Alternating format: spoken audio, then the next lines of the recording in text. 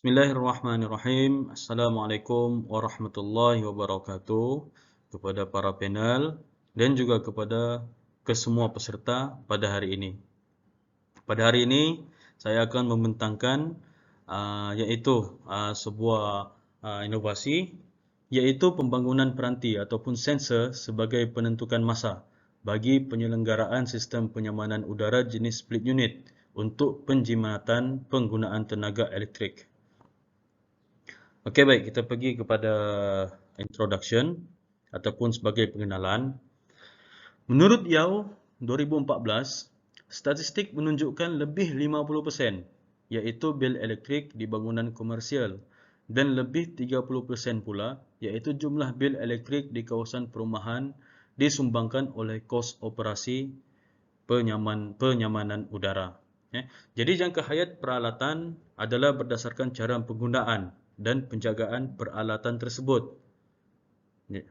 Maknanya salah satu masalah bagi kesemua penyamanan udara jenis kesemua aircon jenis split unit ini adalah sistem yang tidak beroperasi dengan kecekapan yang lebih tinggi dan menyebabkan pembaziran kos dan penggunaan tenaga jika penyelenggaraan penyamanan udara split unit ini dilakukan awal dari masa yang sepatutnya. Jadi bagi untuk memastikan penyamanan udara ini beroperasi dengan kecekapan yang lebih tinggi, ianya diperlukan bagi memastikan supaya sistem tidak mendatangkan masalah untuk penggunaan dalam masa jangka masa yang panjang.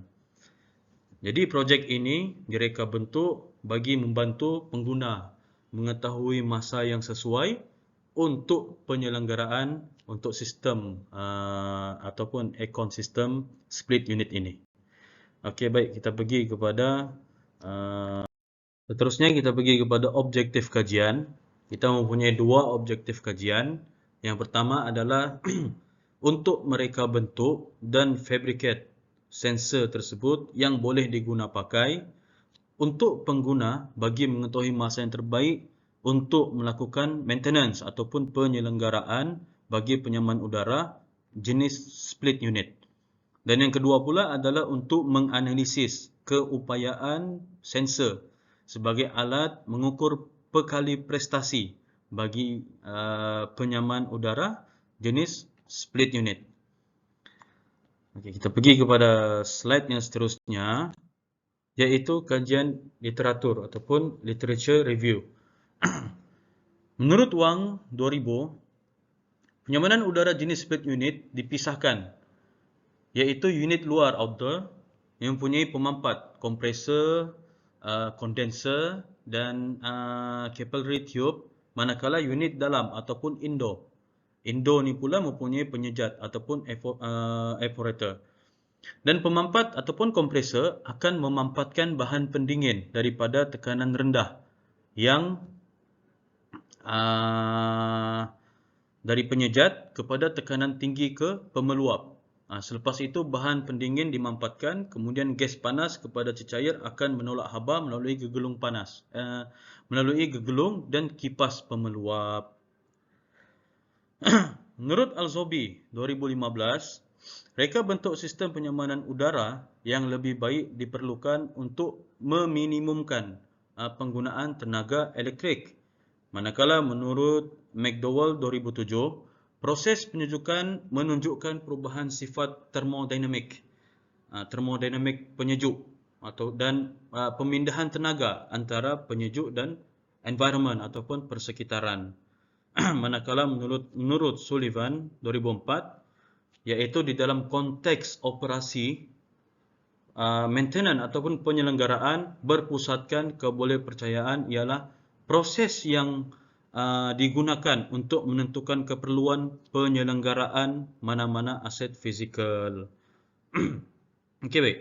Jadi garisan wap tepu memisahkan fasa yang cecair dan wap panas lampau dan cecair tepu memisahkan fasa yang wap dan cecair penyejuk. Jadi di dalam kawasan dua fasa, penyampuran wap dan cecair dibahagikan dengan garis kualiti pecahat kekeringan malar. Manakala garis suhu malar hampir menegak di kawasan cecair yang disejukkan pada suhu yang lebih tinggi, ia adalah lengkung berhampiran garis cecair tepu. Kita boleh lihat dekat sinilah. Ini graf dia, dan ini dia punya penerangan ataupun explanation. Dan di dalam dua fasa garis suhu, yaitu garis suhu malar adalah mendatar. Di kawasan panas lampau, garis suhu malar melengkung ke bawah secara mendadak. Oleh kerana garis suhu malar dan garis tekanan malar di rantau dua fasa adalah mendatar, ianya berkait rapat.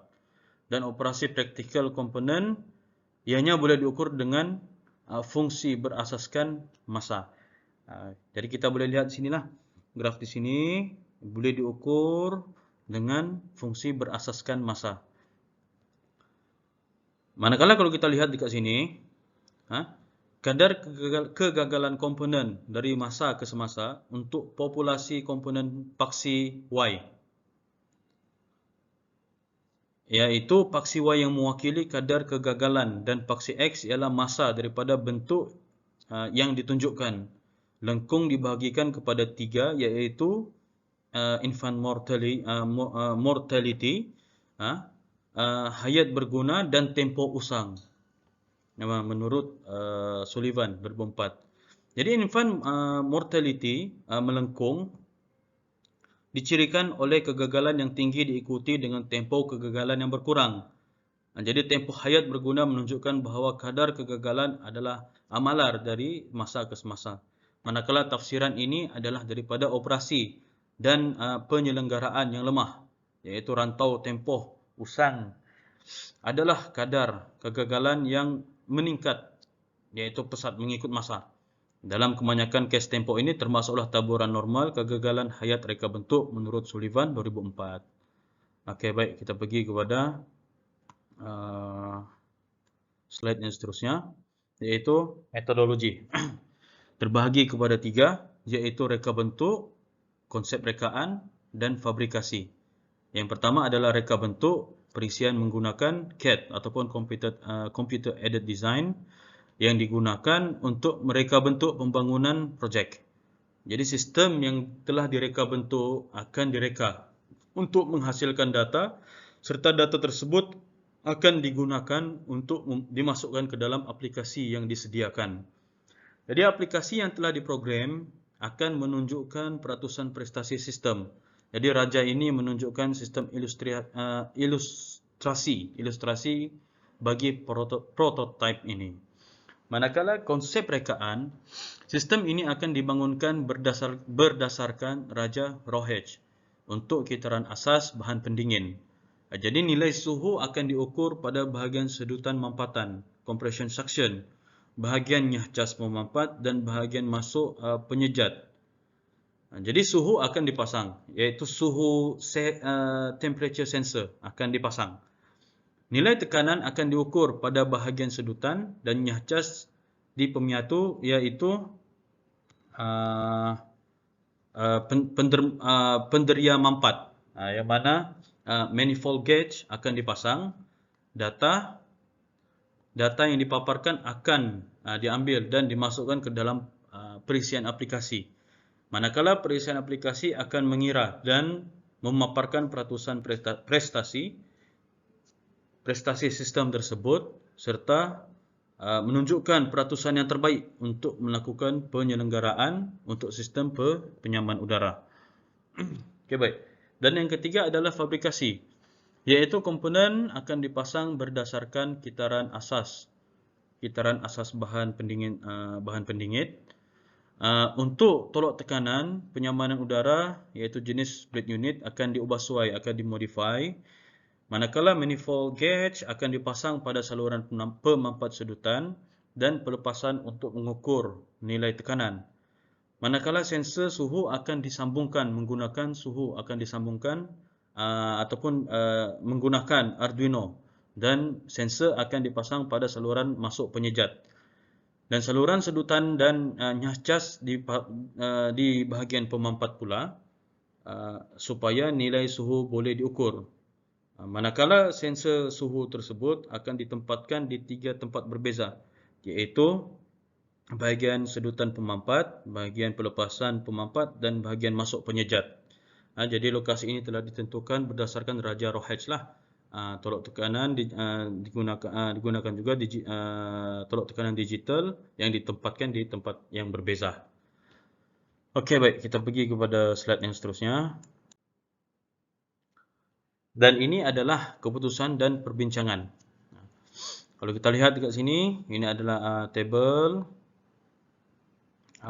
terbahagi kepada 4 dan 2, iaitu pressure dan temperature.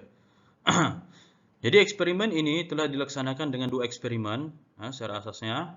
Manakala percubaan pertama ialah kadar aliran udara pemeluap dan penyejat adalah dikurangkan daripada 25 kepada 50% kepada 75% sehingga 100% dikurangkan.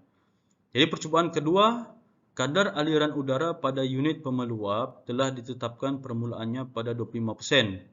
Dan kadar aliran udara penyejat akan berubah daripada 25% kepada 100%. Jadi untuk kaedah seterusnya dalam eksperimen ini, kadar aliran udara pada pemeluap akan dinaikkan kepada 50%.